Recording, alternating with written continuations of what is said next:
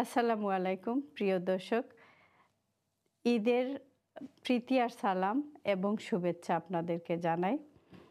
ঈদ হাসতে শিখায়, ভালোবাসতে শিখায়, ত্যাগের মহিমা শিখায়। আমাদের মাঝে বারে বারে ঘুরে ফিরে ঈদ আসে, ঈদ চলে যায়। ঈদের আনন্দ আশা করি আপনারা সবাই উপভোগ করেছেন এবং ভালো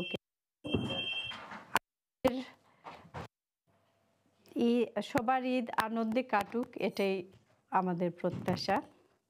আমার সাথে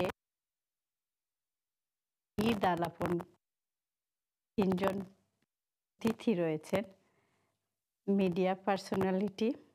ওনাদেরকে পরিচয় করিয়ে দিচ্ছি। প্রথমত আমার সাথে রয়েছেন moon Qureshi, community activist, media personality, আরও অনেক গুণ আছে, পরে জানবো। আপনাকে ৭ রং ম্যাগাজিনে স্বাগতম এবং ঈদের শুভেচ্ছা।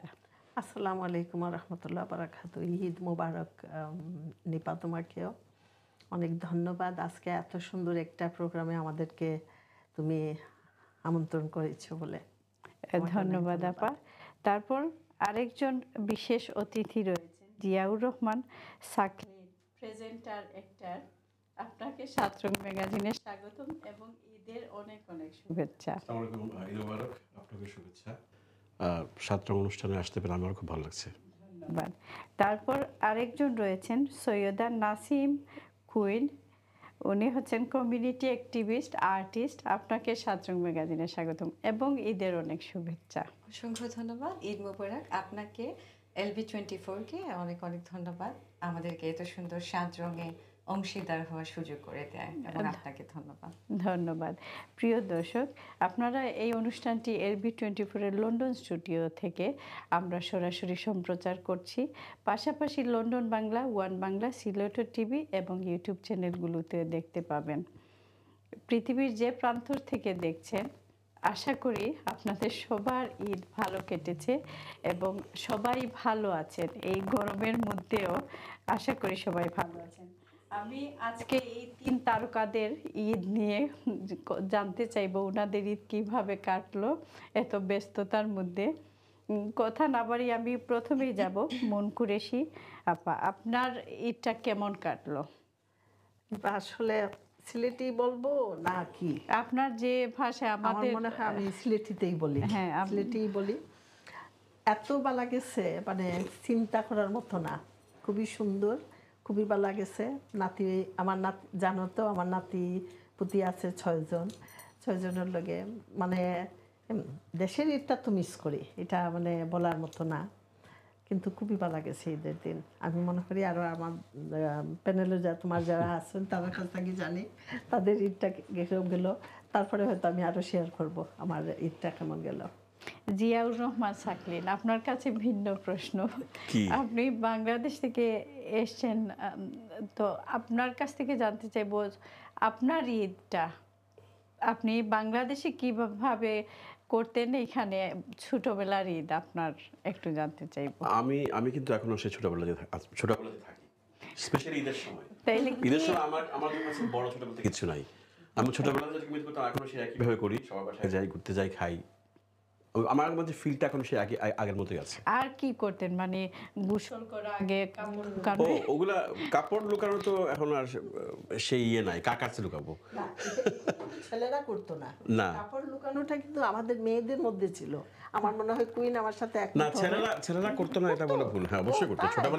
ছোটবেলায় ছেলে আর মেয়ের ফিলিংস তো মানে ওইভাবে তো চেঞ্জ হয় না, হয়তো এখন হয়ে গেছে। আমাদের মনে হচ্ছে কি যে আমরাই মনে হয় লুকোলুকি করি, যে না ঈদের কাপড়টা দেখাবো না কাউকে। না, তবে কাপড় চোপড়ের কথাবার্তা আপনারা একটা বেশি বলেন, সেটা আমি এখানে আসার পর প্রমাণ পাইলাম। মানে আমি এই যে এখন 3 দিনের মধ্যে একা বসে আছি, আমি আনসেফ মনে করছি। না, ভয় পাওয়ার কিছু নেই। না, আমার এক পাশে কুইন, এক পাশে মুন, চিন্তা করছি তাও একটা বিষয়, রানী আর চাঁদ নিয়ে বসছি এখানে। এটা একটা বিষয় আছে। তাহলে আজকে আপনি ঝোলঝোল করছেন। আপনি সৈয়দ নাসিম কুইন, আপনার ঈদটা কেমন গেল, কি করলেন? আপনি তো ব্যস্ত মানুষ এবং উনি তো ওনার প্রজাতিকে নিয়ে ব্যস্ত, রানী মানুষ।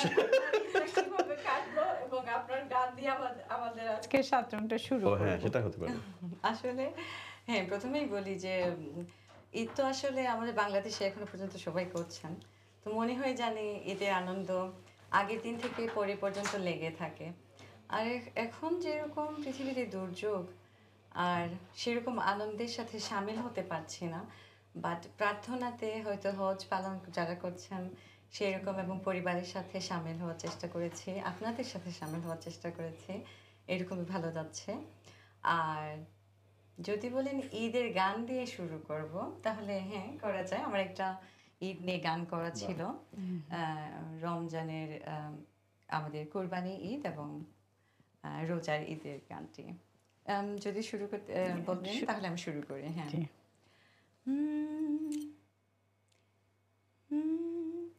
ঈদ মুবারক সুবহানাল্লাহ সুবহানাল্লাহ, গুল বাগিচায় গুল ছড়ানো মাশাআল্লাহ মাশাআল্লাহ। আজকে খুশির বাত ছুটে যাক, থাক পরে থাক হিংসা বিবাদ, ভালোবাসার হাত বাড়ানো, ধনী গরিব আর মুসাফির, পাপ পুণ্যের সব হিসাবের রং বেরঙের মন মেশানো। ধর্ম কর্ম মর্ম সবই ভুল সরে যাক, দূর হয়ে যাক, ভালোবাসার মাত হয়ে থাক। ঈদ মুবারক ঈদ মুবারক। চমৎকার চমৎকার, আমার লেখা, আপনার নিজের ও বাবা। লেখা। হ্যাঁ, তারপর অনেকগুলো। দারুণ লিখেছেন এবং গেয়েছেন। আমরা আরো জানবো আপনার কাছ থেকে। এবার আমি মন কুরেশি আপনার কাছ থেকে একটু জানতে চাইবো যে আমাদের কমিউনিটিতে আপনি অনেক কাজ করছেন, অনেক বছর ধরে কাজ করছেন।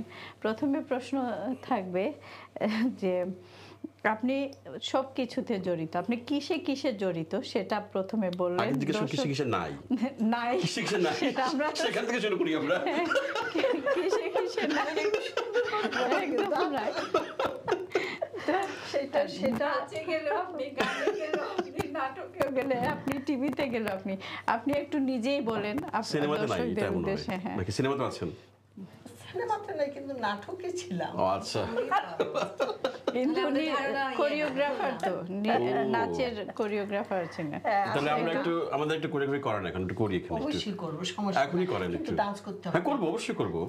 নেপাল যদি চাও তাহলে আমরা এখানে কিন্তু একটা ডান্সও হয়ে যাবে। আচ্ছা, হ্যাঁ আসলে অবশ্যই হ্যাঁ, না, হবে। সেটা আমার ভাগ্য আমি বলবো। আর আমার কমিউনিটি যারা আছেন তাদেরকে আমি বলবো, আজকে হয়তো মন করে সেই জায়গায় আসতে পারতাম না। আমি শুরুতে সিলেটি বলার কারণটা হলো আমাদের এখানে আমাদের সিলেটি অনেক, তাই ভাবলাম যে আমার দর্শকরা যখন আমাকে দেখবে একটু সিলেটি বলি, এই কারণে বললাম। ভাষা কিন্তু সেম। আমাদের জন্য বলছেন, আমরা তো সিলেটি। আসলে ভাই যে সেটা না, আমি কিন্তু আমার দর্শকের জন্য বলছি। আমরা কিন্তু সিলেটি সন্তান সবাই, কিন্তু সবাই হ্যাঁ, আমরা বাংলাদেশের সন্তান, হ্যাঁ, এইটাই। এটাই। হ্যাঁ, এটা বলবো আমি কমিউনিটি থেকে হ্যাঁ ভালোও পেয়েছি খারাপও পেয়েছি, সেটা বলবো আমার অভিজ্ঞতা থেকে হ্যাঁ, আমি বলছি। কিন্তু প্রশ্ন আপনার কাছে যে আপনি যে কি কি এত কিছু, করেছি, হ্যাঁ কি আপনি সে নাই সেটা হ্যাঁ। বলবো। নাই বলছি কিন্তু সে। আমি নাই সেটাতে না, বলবো। আপনি তো রান্নাতে টিভিতেও, তেমন ভালো টিভি নাই। খুললে আমি কেন আপনাকে বলছি, উনি দেখা জানেন যায়। না, বুঝছি কারণ আমার কাছে যখন আসবে তখন উনি বলবে কি নাই আপনি, তো আমার তার দুষ্কাটা দিলাম আগে আগে। ভাই এইরকম যদি আপনি গেস্ট নিয়ে আসেন আমাদেরকে বললেন না, বলছেন পারবো না তো। মজার আসলে গেস্ট। খুবই সুন্দর। আমরা কজন ইন্টারন্যাশনালেও আপনি আছেন। হ্যাঁ, এটা হলো আমার সংগঠন, আমি কাজ করে থাকি। আমাদের মা যারা মুরব্বী, যারা দেশে বলো এখানে বলো, যাদেরকে আমরা, মা বাবার আমাদেরকে বড় করলো, ধরলো গর্বে, এই মা বাবাকে আমরা কিনা একটা সময়ে ছুঁড়ে ফেলে দেই। আমি ওদেরকে নিয়ে কাজ করি বেশিরভাগই আমার দেশে। ওল্ড হোমে আমি ওদেরকে লুক আফটার করি। তারপর ওই যে বাচ্চা যেগুলো এতিমেসির বাচ্চা, ওগুলো নিয়ে কাজ করি। এখানেও করি। আমার সংগঠন যেটা আমি করি বললে এটা একটু কেমন হয়, আমি না, আমার গ্রুপ, আমার পুরা টিমটাই এগুলো নিয়ে কাজ করে আমার সংগঠনের। এখানে করি যারা অনেক আছে দেখনি পা বাসায় বসে থাকে, ওরা চায় কিন্তু আমি বের হবো। হয়তো আমার ভাইরা হয়তো শুনে অনেকে বলবে যে আপা এই কথাটা বললো। অনেক পুরুষও কিন্তু আমাদের মহিলাদেরকে বাইরে যেতে দেয় না, তুমি বাড়িতেই থাকো, তুমি রান্না বাড়া করো। ওয়াই, শুধু ওরাই রান্না বাড়া করবে, আমরাই রান্না বাড়া করবো? ওদের কি দায়িত্বে পড়ে না এটা যে তুমি একটু এই দেখছি আমি এই একটু একটা করি। ভাই পেয়ে গেছি গুণা আনেন তো না যেহেতু পুরুষদের কথা চলে আসছে আমার এই একটু কারণে লেগে গেল আর কি গেল। ইগোতে। সেটা আমি বুঝতে পেরেছি আসলে। তো আমি আসলে ওদেরকে নিয়ে ওরা ডিপ্রেশনে চলে যায় রে। এমন হয় বাচ্চা বাড়িতে আছে, খাবার রান্না করা নাই, কিন্তু উনি রান্নাই করে। কিন্তু ওই যে একটা আমরা আমাদের সব পুরুষকে আমি অবশ্যই বলবো না যে সবাই বলে, যেমন আমার এই ভাইটা বললো যে আমি রান্না করি, হ্যাঁ আমার স্বামীও কিন্তু রান্না করে, আমার স্বামীও এটা করে। আচ্ছা, আপনি যে এত কিছু করেন, আপনি টিভিতে প্রেজেন্ট করেন, নাটক সবাই, কোনটাতে আপনি বেশি আপনার নিজের পছন্দ অথবা নাকি সবকিছু? হ্যাঁ উনি বারবার আমাকে তাকাচ্ছে। কখনো কখনো কিছু বলে দেওয়ারে ভাই, এই কারণে উনি তাকাচ্ছে বারবার। আচ্ছা আমি হ্যাঁ, বলবো না আমি কিছু আর এখন। আমার সংগঠন নিয়ে কাজ করতে পছন্দ করি। হ্যাঁ, এটা যদি আবার বলি, আমার মিডিয়ার যারা মিডিয়ার সাথে কাজ করি ওরা শুনলে বলবো দেখছো আপা ওইখানে বলে দিল আপা সংগঠন নিয়ে কাজ করতে পছন্দ করে। ডেফিনেটলি আমি যদি আমার সংগঠন ছাড়া বাইরে কাজ না করতাম, আজকে এই কমিউনিটিতে ইস্ট লন্ডনে বলো, ওয়েস্ট লন্ডনে বলো, সাউথে বলো, আমাকে চিনতো না, আমি মন করে শিখে জানতো না। আমি সবার জন্য কাজ করি। যখন যেই ওই যে বলে না, যে পাত্রে পানি ঢালো সেখানেই কিন্তু আমি গড়াইতে জানি। তো আমি মিডিয়াতে, এটা ভেরি রিস্কি। আর এইটা কিন্তু আমি পরে বলবো, এটা রিস্কি আছে বলেও কিন্তু আমি প্রমাণ পেয়েছি, আমার সাথে হয়েছেও। তো আমার কথা হলো আমি কাউকে মানে মিডিয়াতে যখন কাজ করি আমি 100 টাইম দিতে পছন্দ করি। রেডিওতে যখন ছিলাম তখনও এরকম করেছি। আমার কমিউনিটিতে যে সংগঠনগুলোতে আছি, যখন যেটাতে পারি রে আমি মানে না করতে পারি না। আমার মনে হয় যে ওরা তো আমাকে স্নেহ করে, তা না হলে কিন্তু আমি মন করে শিখে ওরা বলতো না যে আপনি আসেন, আপনি আমাদের সাথে থাকেন, সেই সম্মানটুকু হয়তো ওরা আমাকে দিত না। আমি এই কাজগুলো করতে পছন্দ করি। এই তো আমি আপনার কাছে আবার আসবো, আরো অনেক প্রশ্ন আছে। সাকলিন, জিয়াউর রহমান সাকলিন, আপনার কাছ থেকে জানতে চাইবো, আপনারও কিন্তু অনেক পরিচয় আছে। আপনি যে আপনি নিজে বলেন আপনি কি কি করেন, আমি তো জানি। তারপর বলতে গেলে তো এখন উনি বলবে যে আর কিছু নাই, সেটা বলেন। হ্যাঁ, তো আমি বলবো না।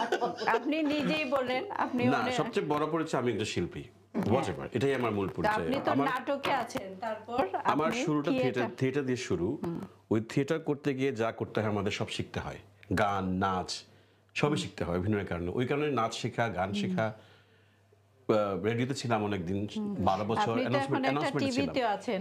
এখানে এসে টিভিতে জয়েন করলাম, টিভি ওয়ানে আছি, নিউজ প্রেজেন্টার প্রডিউসার হিসেবে আছি।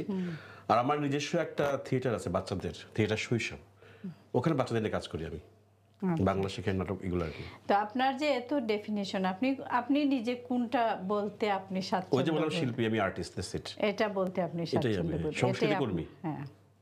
আচ্ছা, আবার এবার আসবো আপনার কাছে, সৈয়দ নাসিমা কুইন। আপনি বলেন যে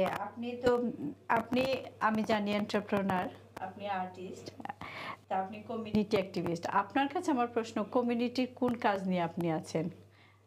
মানে কোন কাজটা আপনি, সিঙ্গার তো আমরা জানি সবাই, কিন্তু কমিউনিটির কোন কাজ করছেন একটু দর্শকরা জানুক।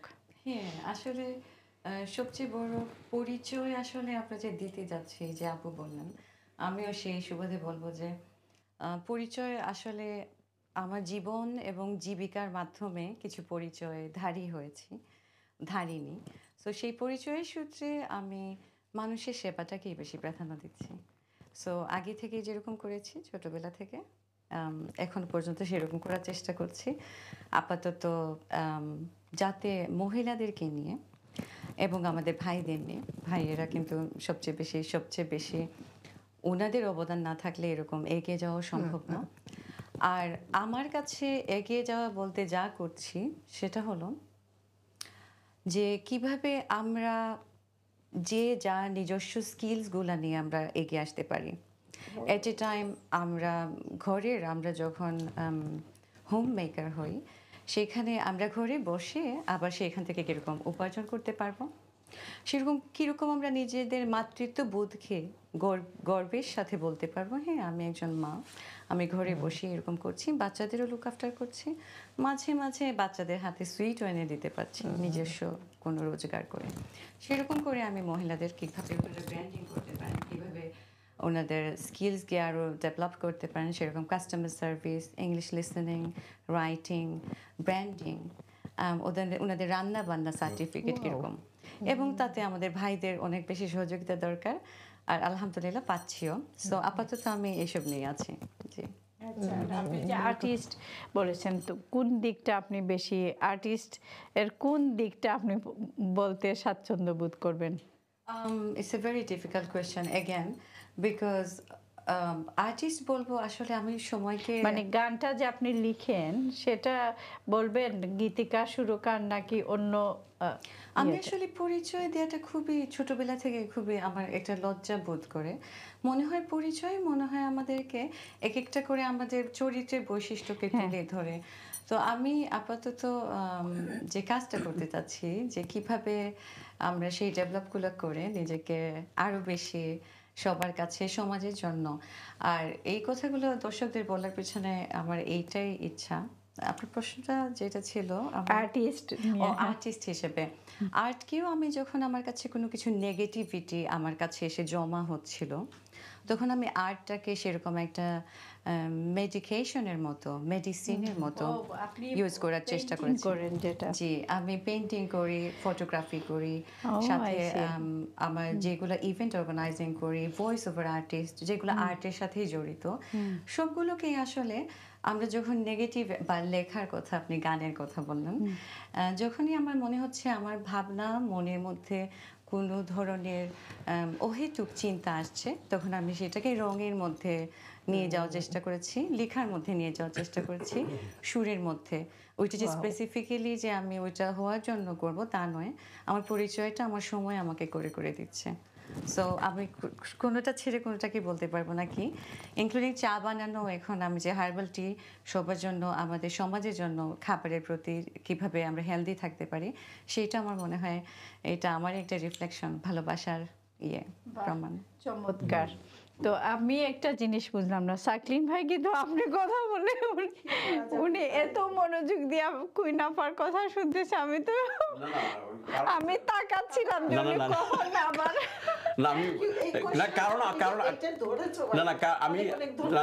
আমি বলতে চাচ্ছিলাম যে উনি হার্বাল টি নিজে করে, কিন্তু আমাদেরকে চা খেতে হচ্ছে দুধ চা। হার্বাল টি তো নাই, উনি তো নিয়ে আসলেন না, তাহলে সেবা কি করলো আমাদের? উনি মানুষের সেবা কোথায় গেল? আমরা কি মানুষের সেবা? মানুষ না। হার্বাল টি নিয়ে আসেনি। হার্বাল টি এর জন্য আসলে আমি সেখানে সোনার পালঙ্কের মতো সাজিয়ে রেখেছি, আমরা সবাই একদিন যাব। তো এবার আসি যে প্রিয় দর্শক, আপনারা ফেসবুকে অনেকে জয়েন করেছেন, সবাইকে ঈদের শুভেচ্ছা আমার অতিথিদের পক্ষ থেকে, আমার পক্ষ থেকে। আমাদের সাথেই থাকুন, আর অনেক চমক আছে। এবার আপার কাছে প্রশ্ন করব, আপনি 35 মন কুরেশি, আপনি 35 থেকে 40 বছর এই মিডিয়াতে আছেন এবং আমাদের এইগুলা নলেজ নাই, বলতে গেলে অনেক কিছু আমরা দেখিনি, জানিও না। তো আপনি যে এত বছর ধরে এই কমিউনিটিতে আছেন, এই লন্ডনে এবং সব সেক্টরে কিন্তু আপনি আছেন। আমি ওই দিন শমশেরনগর হসপিটালের কাজেও আপনাকে দেখেছি, আপনি টিভিতেও আছেন, আয়ন টিভিতে আছেন, অন্যান্য জায়গাগুলোতে আপনি আছেন। তা আপনার কাছে আমার প্রশ্ন, কারণ যে আপনি এত বছরে পজিটিভ আর নেগেটিভ কি দেখলেন এবং কি অ্যাচিভ করলেন, আপনি কমিউনিটি আপনাকে কি দিল? যোগ করতে চাই, সেটা আমারও আছে জানার আগ্রহ। জানার আগ্রহ সেটা হচ্ছে আমরা তো অনেক পরে, ওনারা তো অনেক দিন এখানে, আমরা অনেক পরে হওয়ার পরে এখন কিছু চেঞ্জ আমার চোখে পড়ছে। তো ওনারা যেহেতু আরো আগে, আমি সেই চেঞ্জটা জানতে চাচ্ছি, আসলে কি চেঞ্জ এখানে আসছে। হ্যাঁ, আগে যখন আমরা কাজ করেছি ধাক্কাধাক্কি ছিল না, যেমন আজকে সে ধাক্কালো আমাকে, আমার কথাগুলো দিয়ে মানে কথায় ধাক্কা দিল, সেইটা ছিল না। সেটা কিন্তু মজার ধাক্কা, এটা ট্রু। হ্যাঁ, আগে যেটা হতো, এটা খুবই গুড কোয়েশ্চেন। আগে যেটা হতো, আমরা যে কাজটা করতে চেয়েছি, যেমন শামীম আজাদ আপনারা সবাই জানেন, আমার খালা, উনি খালা বলছে এটা করতে হবে, ইয়াস আমরা করে ফেলছি। বা নাটক যিনি করতে, ওনার নামটা এখন মনে আসতেছে না, হাইডার লন্ডন কেন আইলাম সামথিং এরকম একটা নাটক করতো আপা, উনি কিন্তু আমাদের বয়সে অনেক বড়। আপা বলছে যে তোমাদের এটা করতে হবে, আমরা করে ফেলছি। বাট এখন হয়েছে কি না, আমাকে ও বলল যে আপা আপনি এটা করেন, বা তুমি ছোট ভাই বললা যে আপা এটা করেন, তুমি কেন বলবো আমাকে? আমি তো আমার করিবই, মানে এই যে করবই বা আমি জানি, এই জিনিসটা কিন্তু আগে ছিল না রে। আগে আমরা মানে হ্যাঁ হয়তো আমারটা হবে না, উনি বলছে, উনি ভালো জানে। যেমন ও হয়তো প্রেজেন্টিংয়ে আমার চেয়ে অনেক ভালো, তার কাছ থেকে শিখতে আমার কোনো দ্বিধা ছিল না, কোনো আপত্তি নাই যে ও বলবে আর আমি করব না, না আমিই তো একজন। কিন্তু এখন হয়েছে কি, ও কখনো মিডিয়াতেও নাই, মিডিয়া বলো, টিভি বলো, রেডিও বলো, বা ইভেন একটা নর্মাল প্রোগ্রামে উপস্থাপনাও করে নাই সে, হয়তো হুট করে একটা জায়গায় চলে গেছে। এখন ওদের সাথে কাজ করতে কিন্তু আমাদের ভেরি টাফ। এই একটা গেল। আবার এটা আমিও ফিল করি এখন, যদি আমাদের থিয়েটারে এটা কম, থিয়েটার যেহেতু ডিরেক্টর নির্ভর, ওখানে ডিরেক্টর মানতে হবে আপনাকে, ডিরেক্টরটা হলো তাই শেষ। তাও কিন্তু অল্প হলেও থাকে। এটা মনে হয় যে এখন মিডিয়াটা হয়ে গেছে তো মানে সম্প্রসারিত, অনেক বেশি উইন্ডো, তো যে কেউ যে কোনো ভাবে নিজেকে দেখাতে পারে, তো ওইটার কারণে হয়তো এটা হয়ে গেছে। এটা একটা কারণ হতে পারে। আরেকটা, আপনার 40-35 বছরে যে আপনি নেগেটিভ কিছু একটা বললাম, পজিটিভটা আমি বলি, হ্যাঁ আলহামদুলিল্লাহ আমি এটা বলবো, আজকে হয়তো আমাকে তুমি এখানে ডেকে নিয়ে আসতা না যদি মন করে সে আমাকে না চিন্তা। তো এটাই আমি বলবো, 40 বছর এখানে আছেন এই অঙ্গনে, সবাই তো আপনাকে এমনিতে চিনে। তা তো রে ভাই, একটা জায়গায় এজ এ মিডিয়াতে সবাই ডাকতো না যে আল্লাহ আপনাকে নিবো, আপনাকে কথা বলবে, তুমি কি ও কি যে কোনো একজন মানুষ নিয়ে আসতো এখানে, আনতো না। তুমি একজন নাটক করো, তুমি ড্রামা করো, গান করো, এই কারণে হয়তো নিয়ে আসছে। আমার ভুলটা করে, বা আমিও মিডিয়াতে আছি, এই সংগঠনে বা এই কমিউনিটিতে কাজ করতেছি, ইভেন কি বৈশাখী মেলা আমরা তখন তো একসাথেই কাজ করছি আমরা সবাই, তখনকার আলাদা একটা মানে মজা ছিল। এখন হয়েছে কি, তুমি সেই মজাটা আজকে আর নাই। ছোটগুলো মানে তোমার উপরে লাফাইতে চায়, হোয়াট এভার, ওরা যাক। বাট নেগেটিভটা আমি এখন তোমাকে বলি, আরেকটা দিক আমাদের এখানে হয়, আমার সাথে যেটা হয়েছে, আমি আমারটা বলতেছি, অন্যেরটা আমি বলতে যাব না। এখানেই আমি নাম ধরেই বলবো, টাওয়ার হ্যামলেটেই আমাকে অ্যাওয়ার্ড দিতে চাইছিল একবার, টাওয়ার হ্যামলেট থেকে। তো কথাটা উঠলো কি, ওনাকে কেন আপনারা অ্যাওয়ার্ড দিবেন, উনি তো হ্যারোতে থাকে।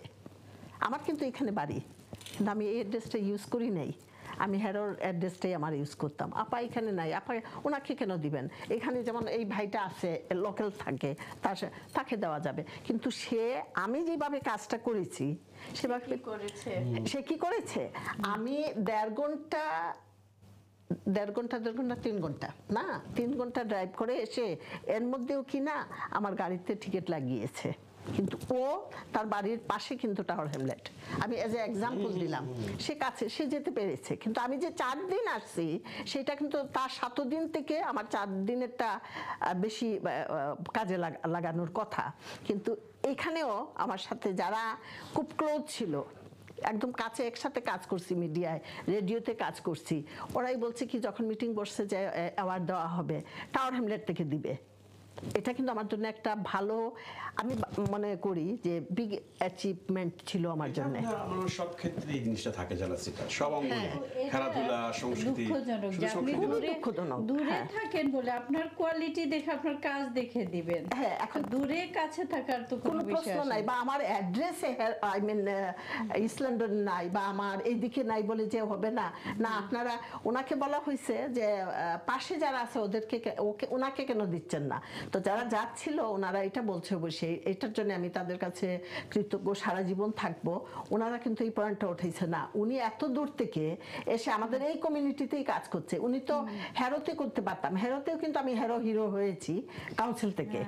তো এটা আমাদের জন্য একটা মানে আমার জন্য না, শিল্পীদের আসলে কোনো জায়গা পার্টিকুলার নাই, এরা সব জায়গারই মানুষ। এক্স্যাক্টলি, হ্যাঁ ঠিক আছে আপা। তো আসলে এটা দুঃখজনক। তো আমরা এবার ঈদ নিয়ে একটু, ঈদ তারকাদের ঈদ, একটু ঈদ নিয়ে, তো আপনি ঈদের একটা তিনজনই তো সাকলিন ভাই, আপনার একটা কবিতা শোনা যাক এবার একটু। আমি তো আমার লেখা কবিতা না, আমি অন্যজনের কবিতা পড়বো, রবীন্দ্রনাথের একটা কবিতা। ঠিক আছে, সেটা কবিতার নাম বোঝাপড়া। তো এটা পড়তে চাই কারণ আমাদের মধ্যে নিজেদের মধ্যে অনেক আত্মদ্বন্দ্ব থাকে, আমরা নিজেদেরকে বুঝি না। ওইটাই মূল কথা এটার। মনেরে আজ কহ যে ভালো মন্দ যাহাই আসুক সত্যের লও সহজে।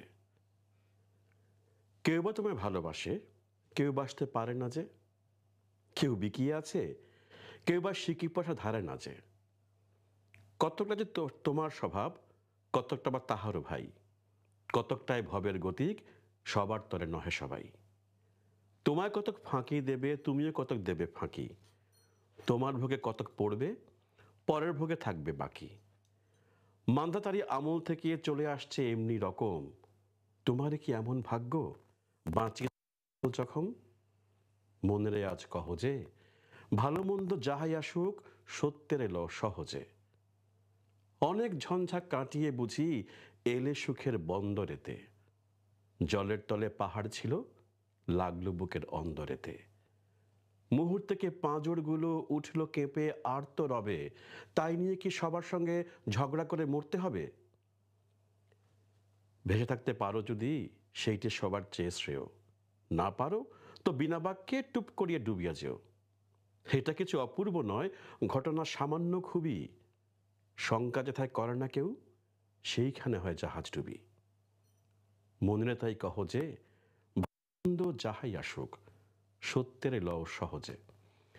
কবিতাটা কিন্তু অনেক বড় পড়লাম না? বাহ, চমৎকার।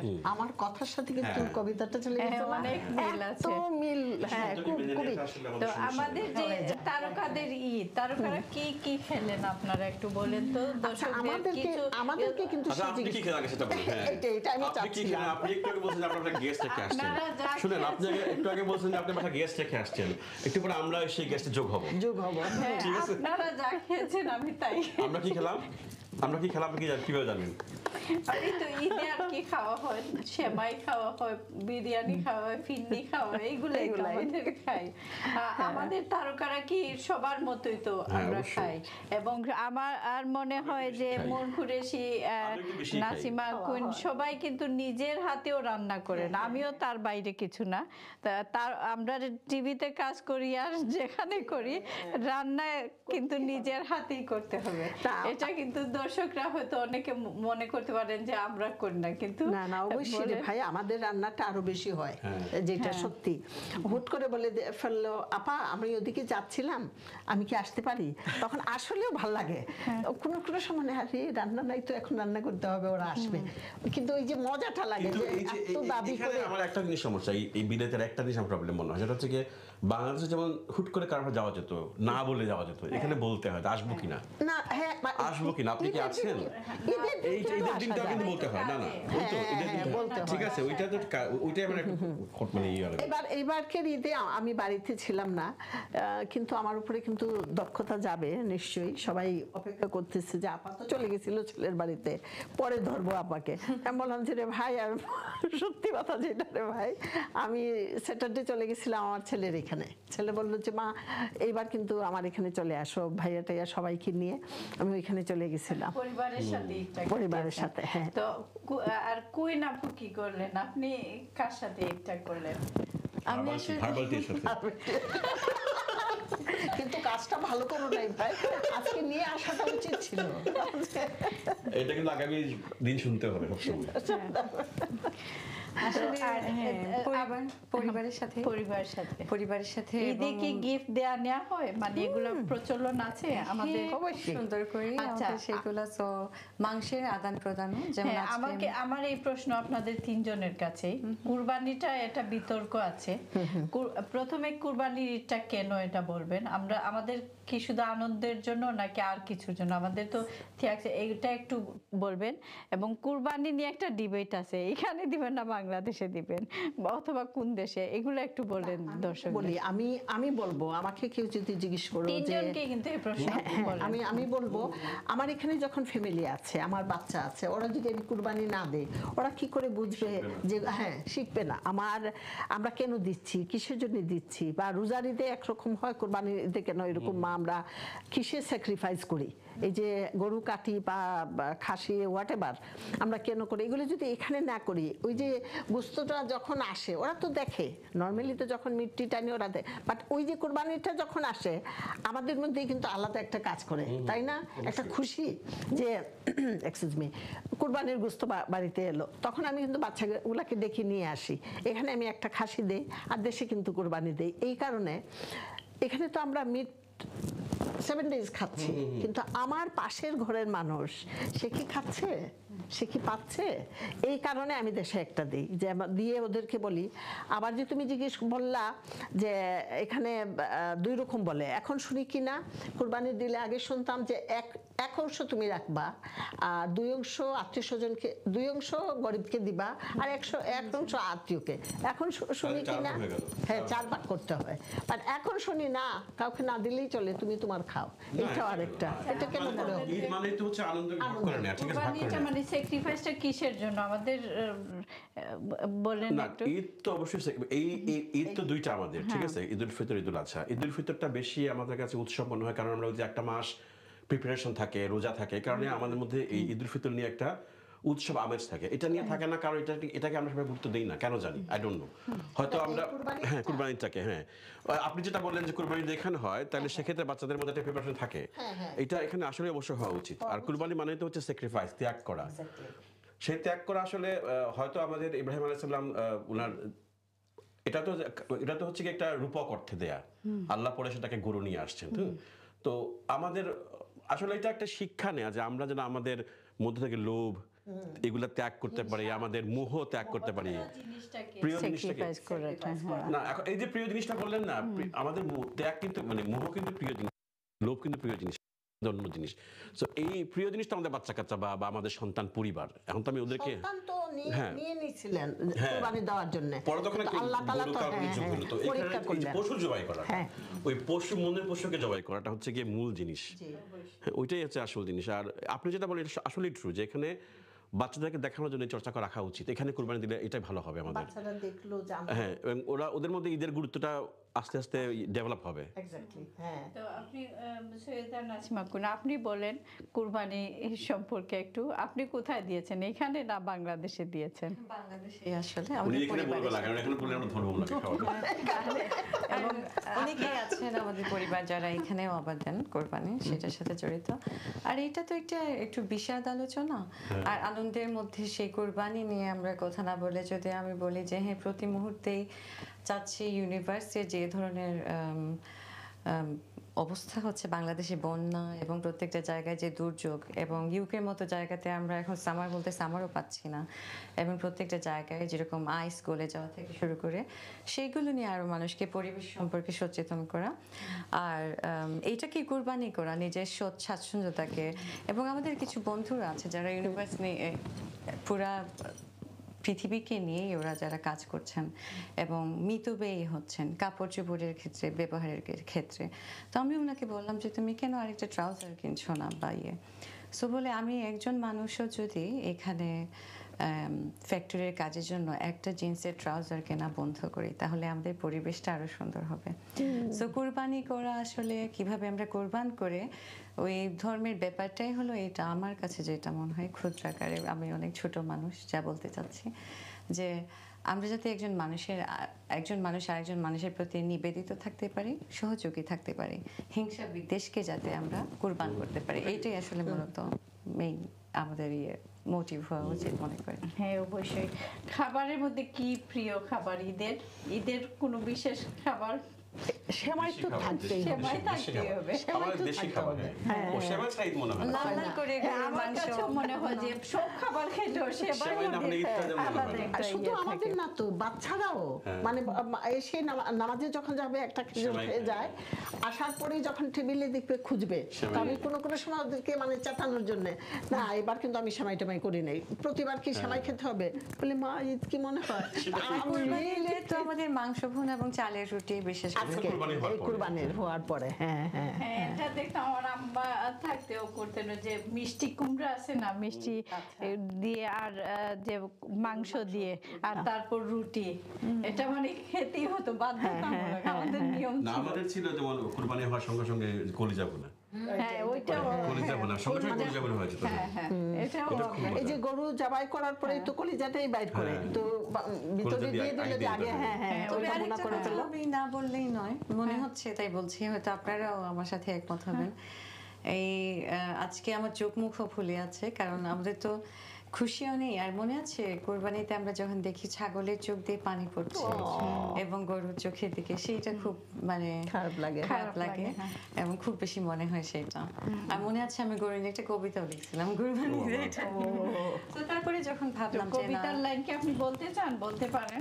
না আজকে আসলে আমার আমরা তা মনে অনুষ্ঠানের নেই। শেষের দিকে চলে আসছি, তো আপনার কাছে লাস্ট প্রশ্ন আমার আসলে, তারপর আমরা সবার বিদায় নিতে যাব।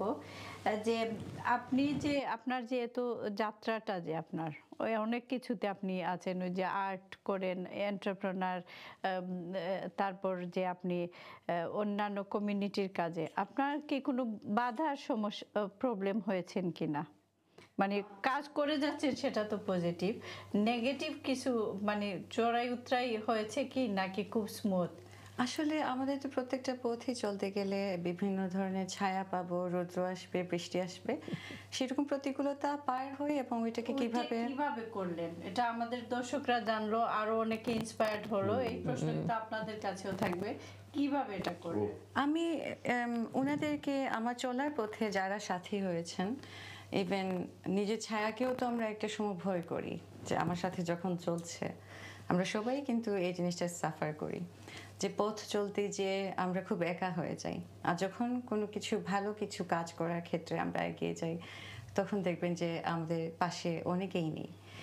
তখন আমি চেষ্টা করেছি যে আমার আশেপাশে যারা আছেন ওদেরকে কিভাবে নিয়ে আমার সাথে আরো সুন্দর করে 10-এর লাঠি 1-এর বোঝা, সেই কথাটাকে যাতে আমি ভাবছি যে আমার সাথে আরো শক্তিকে কিভাবে আরো বেশি বেশি করে বাড়ানো যায়। আপনার সাহসটা কোথা থেকে আসে, মনোবলটা? যখন আপনি কোনো সমস্যা দেখেন তখন কিভাবে সাহসটা পান? আমার আসলে পরিবারের থেকে পান নাকি আপনার নিজেই নিজের মনোবল তৈরি? আমার ভালোবাসা থেকে পাই। আর পরিবার থেকে শুরু করে সবাই আপনাকে সব জিনিসে যখন দেখবে আপনি বিপদগ্রস্ত হবেন, ভালোবাসা থেকেই সেখানে বাধাগ্রস্ততা আসে। আমি সেটাকে জয় করার চেষ্টা করি।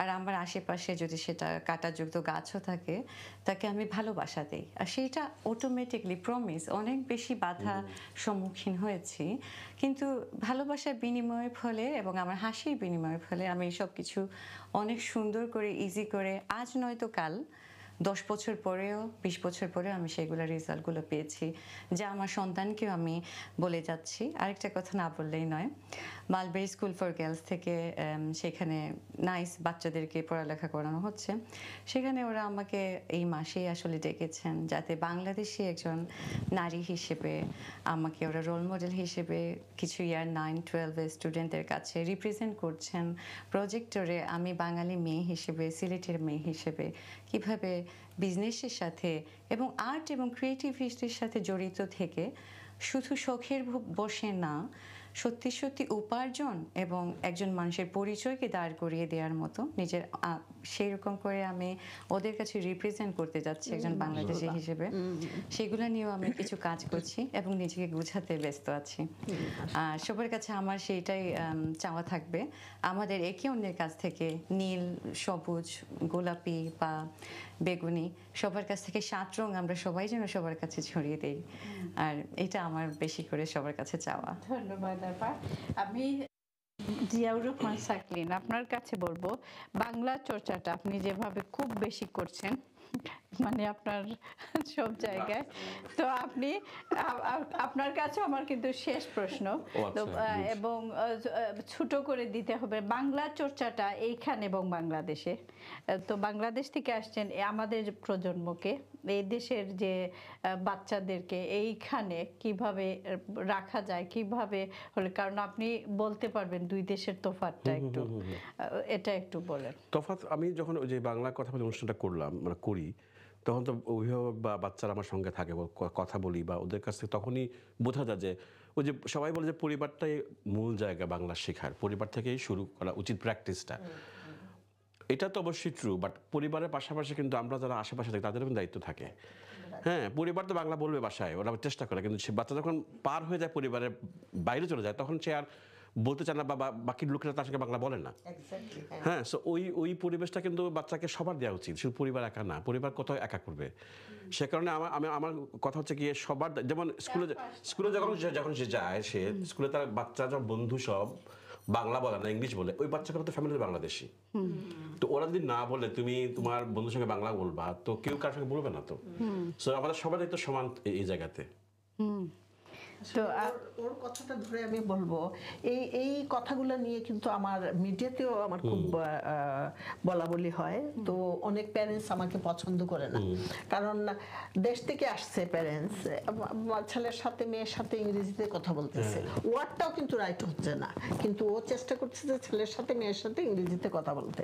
আমি বলি ভাই, বাংলা ভাষাটা কি এতই সহজ? আর এতই এই যে আপনাদের ছোট ছোট গ্যাদারিং গুলো হয়, ফ্যামিলি গ্যাদারিং ভাই, ওখানে যখন বাচ্চারা আলাদা হয়ে যায়, সবাই কিন্তু ইংরেজি বলে, তখন সব গার্জেনটা কিন্তু বলে না তোমরা সবাই বাংলা বলো।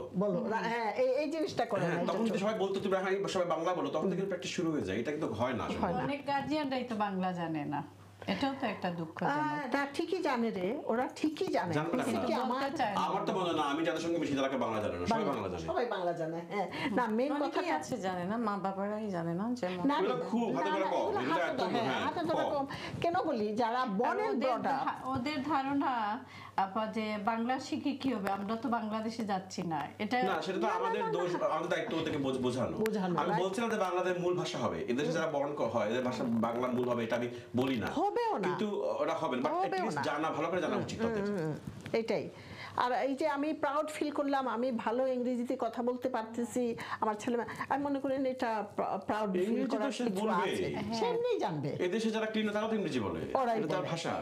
এই আলোচনা কিন্তু আরেকটা আড্ডায় হবে। এবার আপনার কাছে শেষ আসতে হবে বারবার, সাতরঙ্গে একবার যিনি আসেন বারবার আসবেন, তাহলে নেক্সট টাইম কোন কালার পরে আসবে, এই নেক্সট টাইম কোন কালার পরে আসবে বুঝতে হবে, জেনে নিব। মন কুরেশি, আপনি নিজেকে আগামী 5 বছর 10 বছর পরে কোথায় দেখতে চান? আপনি যেহেতু আপনি আমাদের মধ্যে সিনিয়র, আমাদের বড় বোন, এর জন্য এই প্রশ্নটা করলাম। খুবই আপনার অনেক কাজ আমি দেখেছি, এই জন্য বললাম। আমি যেন আমার ওই যে বললাম, আমার মা বাবা, এই মা বাবাদেরকে নিয়ে যেন কাজগুলো করতে পারি। আর আরেকটা কথা, আমি এই আমার সংগঠনেই ছিল, আমি বলি নাই, আমরা কিন্তু সব সময় বলি কি না, মেয়েরা নির্যাতিত হয় না, ছেলেরাও নির্যাতিত হয়। আমি এই কাজটাও কিন্তু করি, যে আমাদের এখন আমি নাম নিচ্ছি না, আমাদের একটা মিটিং ছিল একটা গ্রুপের, তো ওইটা ছিল মেয়েদেরকে নিয়ে। তো সেখানে আমার প্রশ্নটা ছিল যে সবাই বলতেছো মেয়েরাই শুধু নির্যাতিত হয়, এখানে পুরুষদেরকে জিজ্ঞেস করছো কেউ যে তারা কি নির্যাতিত হয়েছে কখনো? হ্যাঁ, তো আমি কিন্তু এগুলো নিয়েও কাজ করি। তো আমি চাইবো আমার একটা বয়সে আমার ওই যে মা বাবারা, ওই মা বাবাদের পাশে যেন আমি সব দিন থাকতে পারি। আর কমিউনিটিতে যারা আমাকে এত স্নেহ করে বা যারা গালিও দেয়, তাদের পাশেও যেন আমি থাকি সব সময়। দর্শকদের উদ্দেশ্যে ছোট করে 3 জনই বলেন। শুরু কি আমি করব না ও করবে? ও তো আবার আমাকে ধাক্কা দেয়। বিদায় নিয়ে নেন। আমি বলে ফেলেছি, আমি ঠিক আছে। আমরা এখন বিদায় নিব। আসসালামু আলাইকুম ওয়া রাহমাতুল্লাহি ওয়া বারাকাতুহু। যাবার আগে একটা ছোট করে একটা কথা বলবো, সব সময় আপনি আপনার মাকে বাবাকে সম্মান করবেন, ছোটদেরকে স্নেহ করবেন, আর আমার বাংলা ভাষাটাকে সম্মান করবেন। প্রতিবেশীকে জিজ্ঞেস করবেন, ওগো তুমি ভালো আছো, এটা করবেন। দেখেন দিনগুলো খুবই ভালো যাবে। ভালো থাকেন, সুস্থ থাকেন। আবারও আপনাদের, আমার দর্শকরা, শ্রোতারা যে যেখান থেকে বসে আমাদের আজকের এই 7 রঙের অনুষ্ঠানটা LB24-এ আমরা এসেছি, তাদের জন্য দোয়া রাখবেন। দুজনেই তো বলে দিল, এই দুটোর কথাই আমার কথা। তবে এক যোগ করবো যে একটা কথা, সেটা হচ্ছে কি যে কনফিডেন্স থাকুন নিজের মধ্যে, আশাবাদী হন। ভাগ্যে তো সবাই বিশ্বাস করি আমরা, নেচারে বিশ্বাস করেন, নেচার দিবে ফল আপনাকে। আর আশা হচ্ছে গিয়ে এই 7 রঙের রং সবার মধ্যে ছড়িয়ে পড়ুক আলো হয়ে। বাহ, চমৎকার। কিছু হিংসা বিদ্বেষ দূরে রেখে আমরা একে অন্যের জন্য হাসি নিবেদন করি, অনেক সুন্দর হয়ে যাবে পৃথিবী। চমৎকার। আপনাদের 3 জনকে আমার পক্ষ থেকে, 7 রঙের পক্ষ থেকে অনেক অনেক শুভেচ্ছা। প্রিয় দর্শক, দেখতে দেখতে বাড়ি যাবার পালা। আমার দর্শকরা আজকে সত্যি 7 রং রাঙিয়েছেন, এবং আমি মনে করি আপনার পেয়েছেন। এভাবে হাসি খুশি আনন্দে থাকবেন, একে অন্যকে সহযোগিতা করবেন। আবারও দেখা হবে। আল্লাহ হাফিজ, শুভরাত্রি।